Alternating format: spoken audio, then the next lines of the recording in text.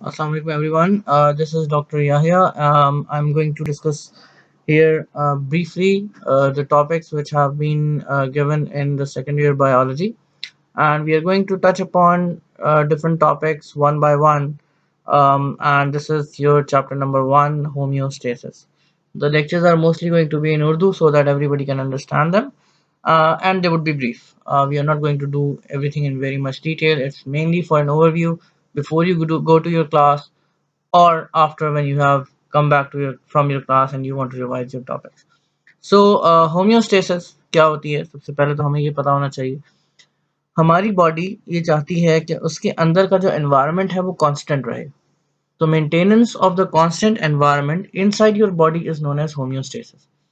अब होम्योस्टेसिस को मेंटेन कैसे रखा जाए, किस तरीके से बॉडी का इंटरनल एनवायरनमेंट जो है उसको बरकरार रखा जाए, तो हमारे पास इसके तीन कंपोनेंट्स हैं. सबसे पहला कंपोनेंट क्या है? Osmo regulation. ऑस्मो रेगुलेशन क्या होता है कि किस तरीके से बॉडी के अंदर जो सॉल्ट एंड वाटर बैलेंस है उसको बरकरार रखा जाए, किस तरीके से सॉल्ट एंड वाटर का जो अमाउंट है उसको उस रेंज में रखा जाए जिस रेंज में वो आपके जिंदा रहने के लिए ज़रूरी है. दूसरा पॉइंट क्या है जनाब? दूसरा पॉइंट है थर्मोरेगुलेशन. दैट मीन्स कि बॉडी का टेम्परेचर एक ऑप्टिमम रेंज के अंदर रहे.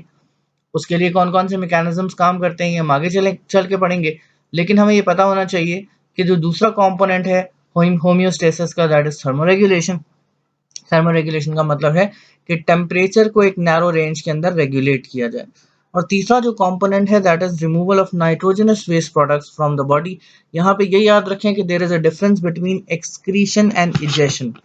तो वो अनटच्ड फूड या वो फूड जो कि डाइजेस्ट नहीं हो पाता, जो कि एनस के जरिए बाहर निकल जाता है, वो इजेशन होती है, वो एक्सक्रीशन नहीं होती.